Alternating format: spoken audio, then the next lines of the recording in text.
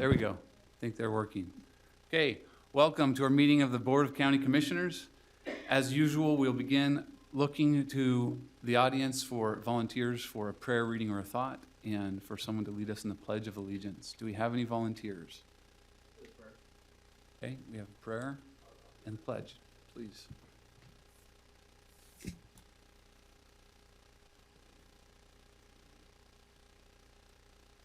Dear Father in heaven, we're grateful for this wonderful morning to be able to meet and discuss the needs of the county. We're grateful for the opportunity that we have to convene together and to do things that will benefit the citizens of the county, and we are grateful for all of our blessings and our happiness and prosperity, and we say these things in the name of Jesus Christ. Amen. Amen.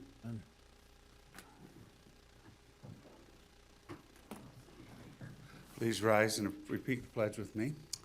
I pledge allegiance to the flag of the United States of America and to the republic for which it stands, one nation under God, indivisible, with liberty and justice for all.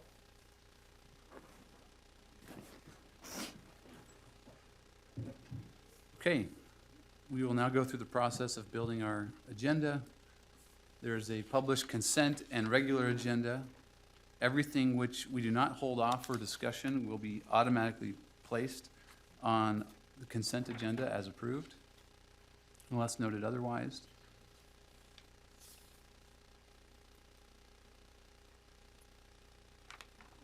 Anything on the first I had page? 13 is strike on.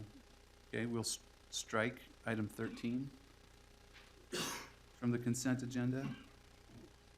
I will actually ask that we hold number 8 and number 10 for discussion. Continue number 15. And continue number 15 for 1 week, or till our next meeting. Okay. Hold number 17. Hold number 17.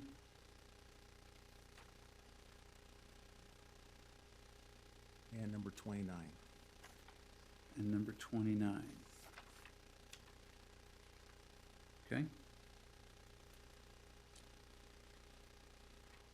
On regular agenda item number 1, was this intended to be on here today? Yes, so we do have a point of condition with that one, so we can either hold it or I can explain the condition. We could probably move to consent. The condition would be that we approve as written with the condition that the bond is held until the ditch is repaired.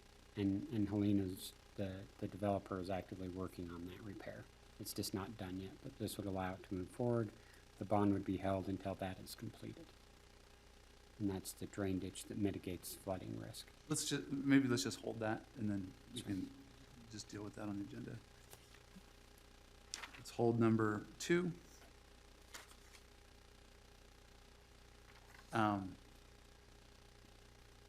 I know that this is, so I'm not, I don't have an expectation that we need to do this, but I would still prefer that we continue number 3 and 4 for one more meeting.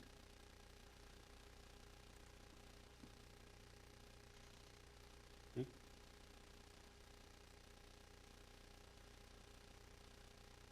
And, okay, anything else? All right. So moving into our agenda, I think it would make sense for us to address regular agenda item number 2 first. Commissioner Ivey. Yeah, so obviously we've had a lot of discussion over this over the course of the last year. We had the Good Governance Advisory Board who did an extensive amount of work and research into this. And I think one of the key components that I took away from their report was this concept of a separation of duties, responsibilities, and powers that were inherent with some checks and balances, creating a distinctive executive and legislative body. As we've gone through an extensive process and met with citizens, one of the concerns is the size and cost. And so this particular proposal today would incorporate those core principles as identified by the Good Governance Advisory Board, by creating a separation of powers, a distinctive executive and legislative body with a legislative body that has a check and balance on the executive. It would create representative districts so that each member of the county had a guaranteed local representative to speak for them on the council. And then with this particular plan, there are some costs obviously involved, but interestingly enough, as my office has been able to work down through this and come up with salaries for the elected officials and the elected officials and staffs, we're able to come to a compensation rate that gives us a 34% savings over our current form of government. That will give the 5 council members a salary of $20,000 annually with no benefits, a mayor with $120,000 salary with benefits, a deputy mayor at $80,000 with benefits, and an assistant to the council salaried at $65,000 with benefits. And that total package saves the taxpayers over $34,000. So we've addressed the concerns of trying to keep it smaller. 34%. 34%, sorry. Trying to keep it smaller and also more cost-effective on the taxpayer. As a result, I would like to see this move forward to see if the voters approve of this. I support this. In my opinion, there's no better recipe for good government than increasing the number of informed, engaged, principled people participating in the democratic process and as voters and candidates. And I think that placing this on the ballot, my hope is that that will be the result. And we can have a lot of discussion for the next 10 months about what is the right form of government for Utah County. I'm really grateful for the work of the Good Governance Advisory Board as well, that came, studied this, gave us recommendations. While there are some departures, I think the departures have been mainly focused, as Commissioner Ivey said, on cost and making sure that spending is limited and the size of government is limited.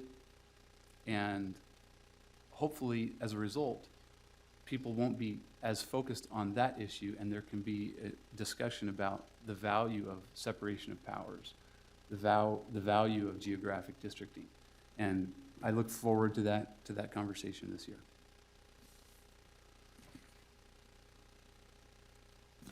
I obviously have a different opinion. First, I want to start off with that I don't see any form of government, necessarily different that we have available to us as being evil. I think they're just different, and there's different obstacles, challenges, and benefits that come from every form of government that's out there. We have had an extensive 1-year process in which we've gone back and forth, and there's been a lot of history there, a lot of things being said. But as what I have learned from this process, being heavily involved in it and sitting at dining room tables with individuals, there's a pretty big group out there that doesn't quite know what to think. It's not that they're for or against. They're just they just don't know what to think. So the education part of that is pretty massive. They just don't know what direction to go, nor do they, in some cases, know exactly what county does and how it goes through that process of accomplishing what it needs to do. And so with that, and going through a process of trying to collect signatures and see people face to face and visiting with them, there is a couple things that I have learned along the way. One is that we had one group that went and collected petitions for the mayor council forum. We had another group that went out there and was looking for a 5-member commission forum, and both groups didn't get enough support to merit putting it on the ballot that way.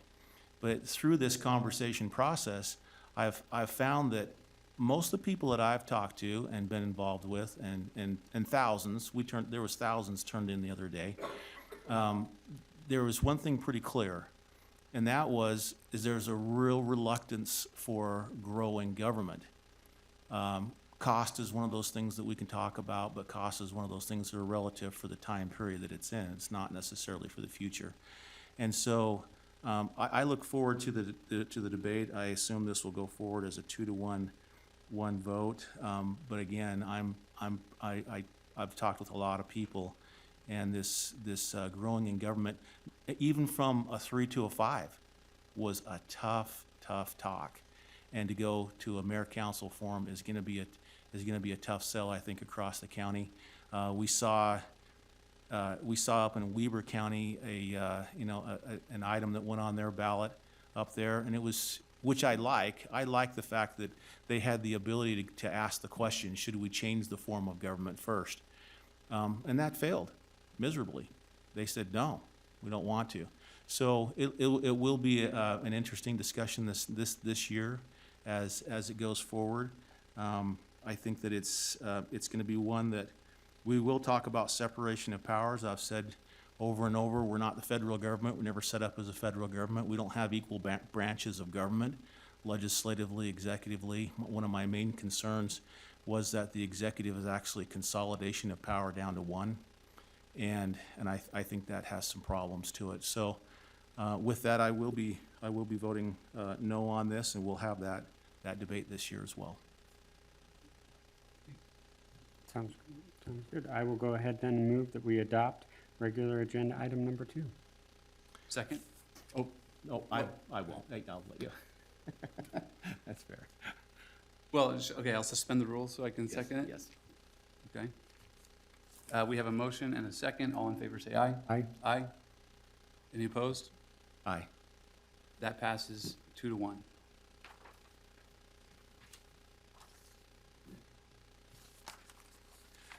Okay, back to our consent agenda.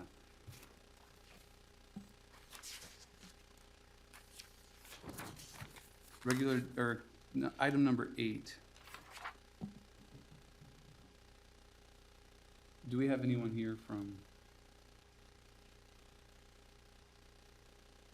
This is an IT. Ralph, I don't know if you've got maybe the answers, hopefully. Yeah, any questions? I'm just curious, I think there is a budgetary impact of this staffing change? Yes, there is. And is this one of the line items in the budget? that has Yes. been approved? Well, so my question's similar. It's $2,249 less than what was budgeted in the cost estimate. So that's my concern. Okay. I can tell you that we do an analysis each time we actually, post a position, and we look at the wage rate that we're expecting to hire them in at and the cost of benefits, currently. So that may have changed slightly since the, request was made by the, IT department, in Yeah. September of last year. So I suspect that may be the variation. So are you saying that what we're asking for now is less than what Yeah. was approved? $2,249 less was budgeted than the cost estimate. Yeah, So, I would just say that's a change in the, rates that we were expecting to pay, and Well, no, I mean, you're 2020. saying less than the budgeted, so it's, Yeah. we, we don't have it. yeah, it's more than we budgeted. oh, I see. Yeah, I the see. essence- I was just- Okay, go I see ahead. what you're I mean, saying. yeah, the words on that are kind of, Right. Yeah, I was thrown off a little bit by that. So I guess you would have to look at that they have several, I think they have 4 or 5, that are approved, and there would have to be, an adjustment made in the amount approved for all those positions. And so we would have to make sure we didn't exceed that. But this is an expectation, and as you know, we won't know the exact, impact until we make an offer for the position. Is there an imminent hiring right now? Yes. Well, I know the job is posted, and I know that he's actively recruiting and very anxious to fill this position as soon as possible. I mean, could we hold this for 1 week? Or, I Just would two. think that would be a problem, but I guess I would suggest that we go forward, and we need to keep track of what we're actually offering for the position. and you would need to be informed of that, so so we could make an adjustment in the staffing plan, if need be. Yeah, I would be inclined to wait as well, just for, Agreed. this should be, a staffing plan should never come forward, unless there's already budget available for that position and that change. And so we gotta take care of that first. All right, we will hold off on that. We'll Wait for guidance. I'll make a motion that we continue this to our next commission meeting. Second. We have a motion and a second. All in favor, say aye. Aye. Aye. Passes 3-0. Item number 10. Richard, I just had a question. It looked like this expired, this contract. Yeah, that was my question too. It terminated on 12/31/2019. Unless it needs to be updated, And something's wrong with this the is date. actually work that was done just prior to the end of the year. It was an emergency repair on a skylight down at the security center. So the work is already complete. In consultation with the attorney's office and the purchasing agent, it felt like we needed to do a contract, even though it is after the fact. But it was an emergency repair that we had to do down there. That's why the dates, it actually happened prior to the end of the year. My only concern is that we do have emergency procedures that we can go through to get work like this done. And it seems like, I mean, the work's done. Yeah, it is. Granted, I get it. But it didn't follow those procedures for emergency work. That's correct. We missed it on that, so. Okay. Noting that comment, that it'd be better to follow the procedure, the work has been done. I would entertain a motion on this. I'll move to approve consent agenda item number 10. Stay up here, Richard. No, that one was continued. Oh, sorry, okay. Number 17. Oh, sorry, we gotta approve this one. We have a motion on number 10. Okay, Oh, sorry. there we go. A second? Okay, sorry. We got a motion and a second on number 10. All in favor, say aye. Aye. Aye.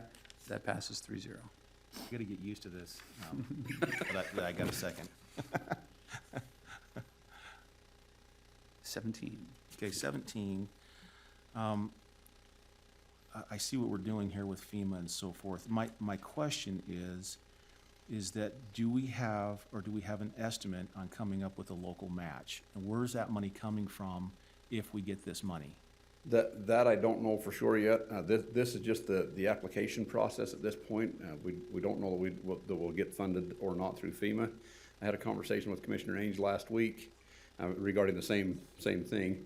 One thing that I think that we definitely need to do as a county, because of the nature of the tunnel there at Thistle and how it carries the Spanish Fork River, I believe we need to go to the state and try to get a good share of that money from the state.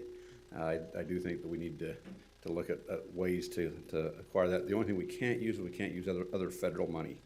So state money is allowable, county money is allowable for that match. We just can't So- use federal. So if I'm hearing you then, this is just the application and it's not binding us. Correct. Okay, Yeah, I'm there- good with that. It'll be concerned similar that we were. to like our NRCS process that we've gone through this last summer, where once they award it, we will have an agreement that comes before the commission to actually accept that award. That will be the time that we're bound to provide that local match, so.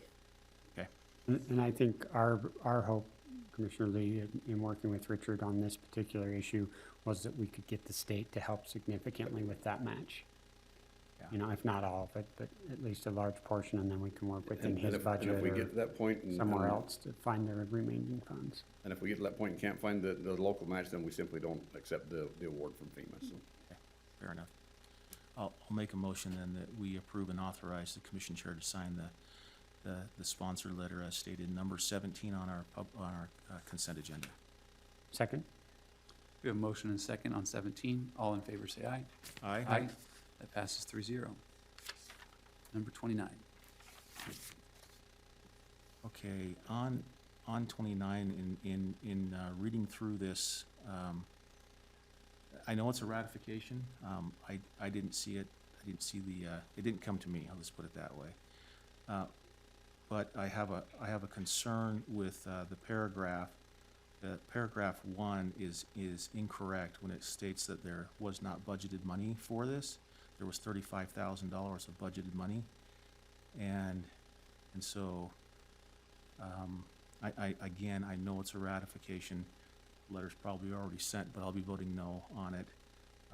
One, because the letter that was sent out was incorrect according to what we have for budgeted money. Okay, and I'm recalling that conversation now. Yeah, certainly there was not budgeted enough to support that ongoing contract, but yep, there was a small amount There was devoted to. $35,000 to finish the contract. I just, that was to finish the contract, at least through the year, which was, we entered that contract, I figured that we'd at least finish the contract, unless they pulled out, but, anyway, that's the reason I'll be voting no on a ratification, which is an awkward one, because I think it's incorrect. Okay, I'll move that we ratify consent agenda item number 29. I'll second it for the vote. Okay, motion and second on 29. All in favor, say aye. Aye. Aye. Opposed? Aye. That passes 2-1.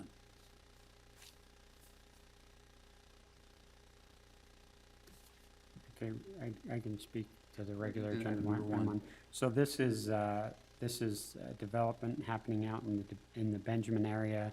When they started this, they covered an essential dirt drain ditch that prevents flooding in the region. It was brought to our attention by some of the local residents there. We've spoken with Helena Carter-Thomas in regards to restoring that drain ditch. She's worked with her contractors. They've agreed to restore that dirt drain ditch. And so the proposal today would be to approve regular agenda item number 1 with the condition that the bond is held until the ditch is fully repaired.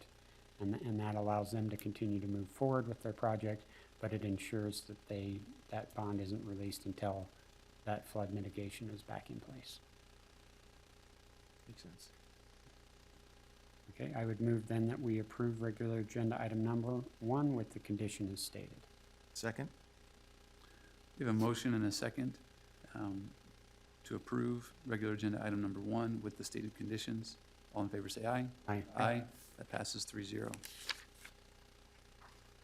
Okay, do we have any need for closed sessions? Why not? Well, I'll make a motion, since I haven't done this for a while. I'll make a motion that we strike items number 5, 6, 7, and 8. Made that easy for you this time. Second?